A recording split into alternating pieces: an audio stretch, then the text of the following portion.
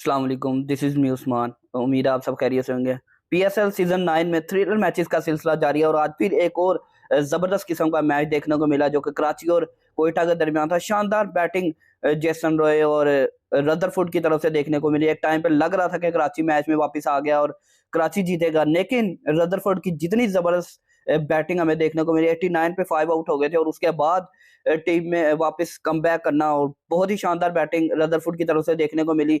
उन सब चीज़ों के ऊपर आज के मैच के ऊपर हवाले से गपशप करें, लेकिन उससे पहले अगर आप चैनल पे नए तो सब्सक्राइब कर लें, पेज पे नए तो फॉलो कर लें, बेल आइकन प्रेस कर लें और पोस्ट नोटिफिकेशन ऑन कर लें ताकि हर आने वाली नई वीडियो सबसे पहले आप तक पहुंच सके। तो बिल्कुल आज का जो मैच था कराची वर्सेस क्वेटा, बहुत ही थ्रिलर मैच था। पीएसएल में मैं समझता हूँ कि शानदार मैचेस का सिलसिला जो है वो के जारी है और आज फिर एक दफा कराची ने 165 किया, जो कि कल भी 165 किया, उसको भी डिफेंड करने में नाकाम रहे और आज फिर 165 किया। कल 5 आउट हुए थे, आज आउट आउट हो गए, लेकिन अनफॉर्चुनेटली कराची के रिजल्ट्स वही रहे और फिर कराची की टीम टोटल को डिफेंड करने में नाकाम रही। और अगर मैं बैटिंग की तरफ से स्टार्ट करूं तो आज शान मसूद फिर एक दफा आकिल हुसैन की बॉल पे शिकार हो गए और तीसरी ही बॉल पे आउट हो गए। तो मैच शुरू में ही कराची के हाथ से निकलता हुआ दिखाई दिया, लेकिन उसके बाद सैफर्ड ने थोड़ी सी मुज़ाहमत की और 21 रन बनाए, जिनमें 2 चौके और 1 छक्का शामिल था 11 बॉलों पे। उसके अलावा जेम्स विंस ने अटैकिंग क्रिकेट खेली और मैं समझता हूँ कि बहुत ज़बरदस्त पोजीशन के ऊपर टीम को लेके आ गए थे। 25 बॉलों पे 37 रन की इन्होंने खेली है, जिनमें 8 चौके शामिल थे। तो विंस और शेफर्ड को एक ही ओवर में आउट करने वाले वन एंड ओनली उस्मान थे। तो उस्मान तारिक की मैं समझता हूँ कि वो जो एक क्रूशियल ओवर था ना, वो बहुत इंपॉर्टेंट था, जिसमें इन्होंने शेफर्ड को आउट किया और विंस को आउट किया।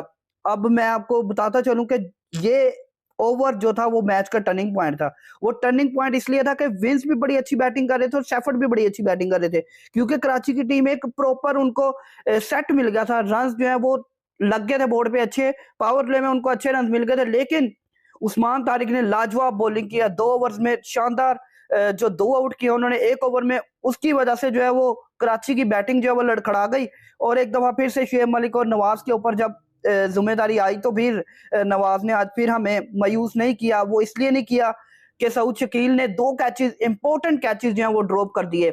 एक नवाज का कैच ड्रॉप किया, नवाज ने 28 रन बना दिए। उसके अलावा नीचे से अनवर अली का कैच ड्रॉप किया और अनवर अली ने रन बना दिए। मैं सऊद शकील ने आज पुअर फील्डिंग का मुजाहरा किया और बैटिंग में भी कुछ इतना वो नहीं कर सके, उसके ऊपर भी आऊंगा, लेकिन पुअर बैटिंग फील्डिंग की वजह से जो है कोस्ट इनको खानी पड़ी। कराची को रन जो है वो काफी अच्छे हो गए, लेकिन क्रेडिट देना पड़ेगा उस्मान तारिक की बॉलिंग को, जिस तरह उन्होंने बहुत ही शानदार बॉलिंग करके एक ही ओवर में विंस और सैफर्ड को आउट किया, वो लाजवाब थी। उसके अलावा देखा जाए तो शुएब मलिक थोड़े से फंसे आज, 20 ओवर में 20 बॉलों में सिर्फ 12 रन बना सके। नवाज भी एक चांस मिला जिसकी वजह से 4 चौके मारने में कामयाब हुए। 1 ओवर में 3 चौके भी उन्होंने लगाए, तो वो एक अच्छे रिदम में कराची की टीम जो है वो वापस आ गई थी, लेकिन अनफॉर्चुनेटली उस तरह रन्स बोर्ड के ऊपर उतने नहीं लगा सके जो इनकी टीम जो है वो डिफेंड कर सकती है। किरण पोलार्ड भी आज ऑफ कलर नजर आए, 10 बॉलों पे 13 रन बनाए, एक छक्का जरूर मारा इन्होंने, लेकिन हसन अली भी 2 रन बना सके। अनवर अली का जो आखिरी ओवर था, 19 ओवरों में 145 रन थे और आखिरी ओवर अनवर अली ने 20 रन दे के अपनी टीम को जो वो एक फाइटिंग टोटल की तरफ लेके जाने में कामयाब हो गए, लेकिन अनवर अली ही आखिरी ओवर में इस दफा डिफेंड करने में नाकाम रहे। तो इसके ऊपर भी आऊंगा।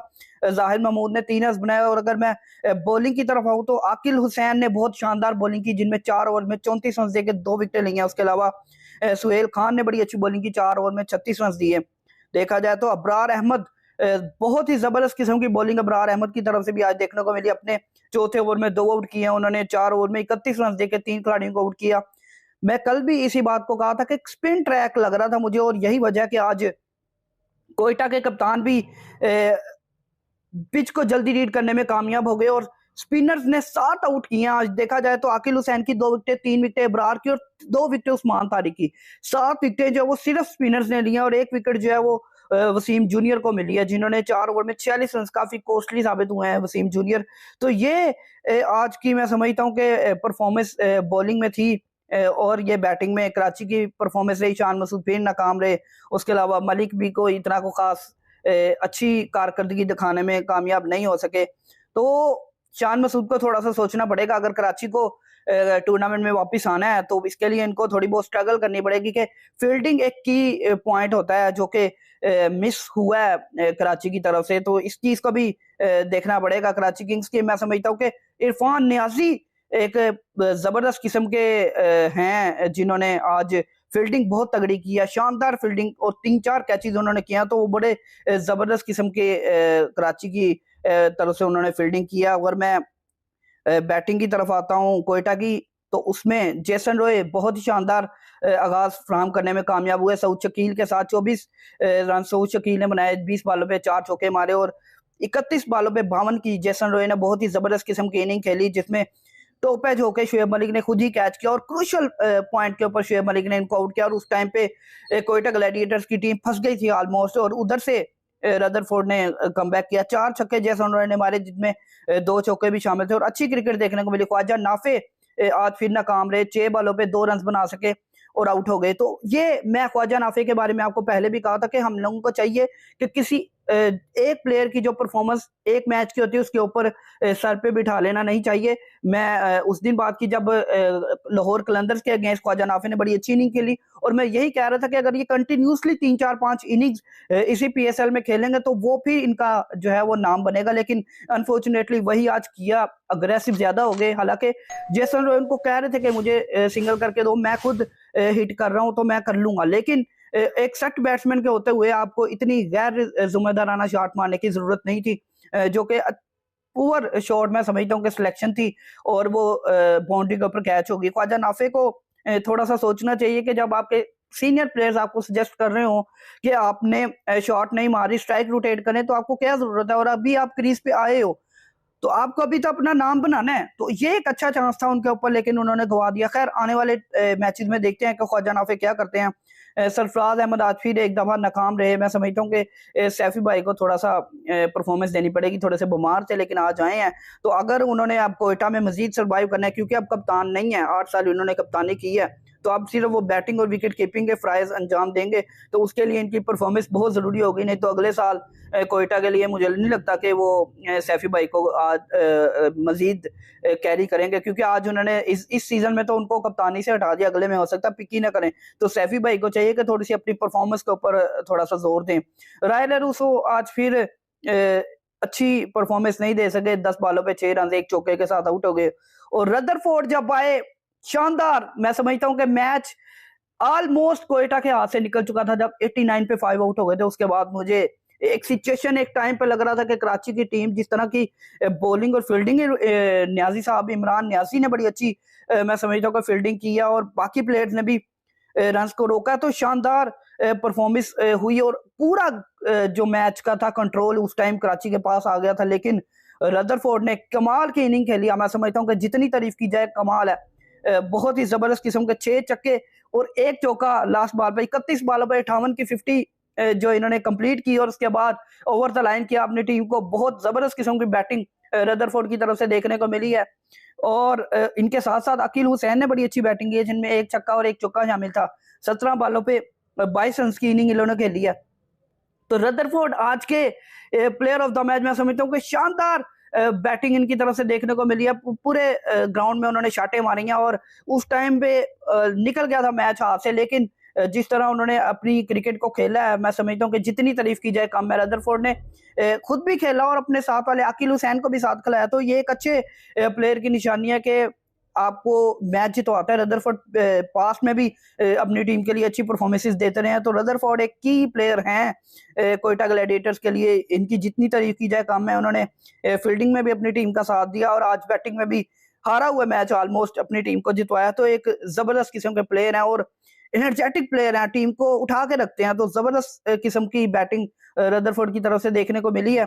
उसके अलावा अगर मैं कराची की बॉलिंग की तरफ आऊं तो आज नवाज ने आगाज किया, अच्छा आगाज था। थोड़ा सा 3 ओवर में 36 रन दिए।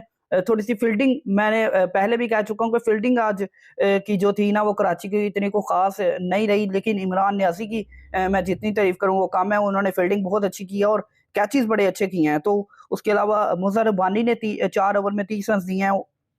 हसन अली ने 4 ओवर में 39 रन देकर 2 खिलाड़ियों को आउट किया और उसके अलावा जाहिद महमूद ने 4 ओवर में 17 रन देकर 2 खिलाड़ियों को आउट किया है। तो आज का दिन जो था एक दफा फिर से स्पिनर्स के नाम रहा। जाहिद महमूद और शुएब मलिक ने 3 ओवर में 19 रन देकर 1 विकेट लिया। बहुत ही जबरदस्त बॉलिंग शुएब मलिक की तरफ से देखने को मिल रही है। बैटिंग कल और आज के मैच में कोई अच्छी नहीं कर सके, लेकिन बॉलिंग करके और अच्छी फील्डिंग करके अपनी टीम को फाइट बैक करवाने में कामयाब रहे हैं, लेकिन ओवर द लाइन नहीं करवा सके। तो शुएब मलिक साहब मैं समझता हूँ कि किसी भी टीम में हो और उधर की फील्डिंग अच्छी ना हो, ऐसा हो ही नहीं सकता। लेकिन कराची की टीम ने वैसे थोड़ी सी फील्डिंग जो है आज थोड़ी सी कम की है। अगर एक तो चांसेस मिस किए हैं, स्टिफर्ड ने कैच ड्रॉप किया, तो ये एक टाइम पे होता है। उल्टा कैच करने गए थे, उन्होंने भी नहीं किया। जैसन रोय का कैच उस टाइम पे कर लेते तो शायद के रिजल्ट्स उनके हाथ में होते हैं। लेकिन ये एक फील्डिंग एक ऐसी चीज है कि जो टीम के अपने हाथ में होती है। बैटिंग और बॉलिंग तो नहीं होती, लेकिन एक फील्डिंग जितनी आप अच्छी करेंगे उतना ही रिजल्ट आपके हाथ में होने के चांसेस ज्यादा होते हैं। तो ये आज का की मोमेंट था जी। रदरफोर्ड जो है वो वन एंड ओनली आज के कमाल का मैच जो है वो देखने को मिला रदरफोर्ड की वजह से। और थ्रिलर मैचेस का सिलसिला जो है ये छठा थ्रिलर था 16 मैचेस में। बहुत ही जबरदस्त पीएसएल के मैचेस होने जा रहे हैं। और अगर आप कराची के करीब है तो जरूर स्टेडियम में जाएं और मैच देखें। बहुत ही जबरदस्त मैचेस का सिलसिला जो है वो जारी है। अगर मैं पॉइंट्स टेबल की तरफ आऊं तो मुल्तान सुल्तान 6 मैचेस में से 5 जीत के पहले पे है और 10 पॉइंट के साथ। उसके अलावा कोयटा ग्लैडिएटर्स उनके पीछे पीछे जी 5 मैचेस में से 4 जीती और 1 हारी है। उसके अलावा देखा जाए तो पेशावर ज़ल्मी 3 जीती 2 हारी है, तीसरे पॉइंट। और इस्लामाबाद यूनाइटेड चौथे पॉइंट पे। इस टाइम कराची की टीम जो है वो नेट रन रेट की वजह से छठे नंबर पे जा चुकी है, जो कि पेशावर ज़ल्मी 2 मैचेस हारी है और ये 2 जीती है। उसके अलावा इस्लामाबाद यूनाइटेड और कराची किंग्स में अब जो है वो मुकाबला जो है दौड़ जो है इनकी रन रेट के ऊपर आ गई है। कराची का रन रेट -0.460 है। उसके अलावा देखा जाए तो प्लस में इस्लामाबाद यूनाइटेड का रन रेट है। तो ये अब देखना पड़ेगा कि कराची किंग्स अगर इनके लिए और इस्लामाबाद यूनाइटेड के लिए अभी गेम ओपन ही है, तो देखते हैं कि ये किस सिचुएशन में आगे आगे जाके मैचेस खेलते हैं। तो 1-2 मैचेस के बाद पिक्चर क्लियर हो जाएगी कि कराची की टीम की क्या सिचुएशन होती है। लेकिन अभी तक टॉप 4 टीम्स जो मैंने आपको टूर्नामेंट के शुरू में ही बता दी थी कि ये मेरे ख्याल से होंगी टॉप 4 टीम, और अल्हम्दुलिल्लाह वही टीमें ही हैं। मुल्तान, कोयटा, पेशावर और इस्लामाबाद को ही मैंने कहा था कि ये 4 में जाएंगी। कराची और लाहौर के चांसेस कम लग रहे हैं। तो अब बॉटम पे एक लाहौर की टीम है और उसके ऊपर 5वें नंबर पे कराची की टीम है। तो ये पॉइंट्स टेबल की सूरत हाल चल रही है और मुश्किलात हो सकती हैं इस्लामाबाद और कराची के लिए जैसे जैसे जाएंगे, क्योंकि इस्लामाबाद की टीम है ऐसी टीम है कि जो क्लैप्स कर जाती है। तो कराची किंग्स का भी यही हाल है। अगर इनके 1-2 प्लेयर जल्दी आउट हो जाए तो फिर ये भी पंबल कर जाते हैं और ये भी इनके लिए भी थोड़ा सा आगे से रन को मैनेज करना मुश्किल हो जाता है। लेकिन आज फोर्सफुली चेंजिंग की कराची की टीम ने, लेकिन वो भी उनको ओवर द लाइन नहीं लेकर जा सके। लेकिन अच्छे मैचेस देखने को मिल रहे हैं पीएसएल में, तो आप लोग जरूर जाकर देखें मैचेस। उसके अलावा पॉइंट्स टेबल मैंने आपके साथ शेयर कर दिया कि लाहौर की टीम बॉटम पे है, कराची भी 5वें नंबर पे चल रही है। ये सिचुएशन चल रही है कि लाहौर का अब तो कम बैक करना बहुत ही मुश्किल है। अगर 4 मैचेस जीत भी जाती है तो बहुत मुश्किल हो जाएगा। लाहौर तो बाहर हो गई है। कराची और इस्लामाबाद के दरमियान अभी टाई पड़ रही है। तो देखिए कि आगे जाके इवेंट में कैसा प्ले करते हैं। लेकिन उससे पहले अगर आपने मेरे पेजेस को फॉलो नहीं किया तो जरूर फॉलो करें। मुझे अपनी दुआ में जरूर याद रखें। इंशाल्लाह अगली वीडियो में मुलाकात होगी। टिल देन बाय बाय, अल्लाह हाफिज़।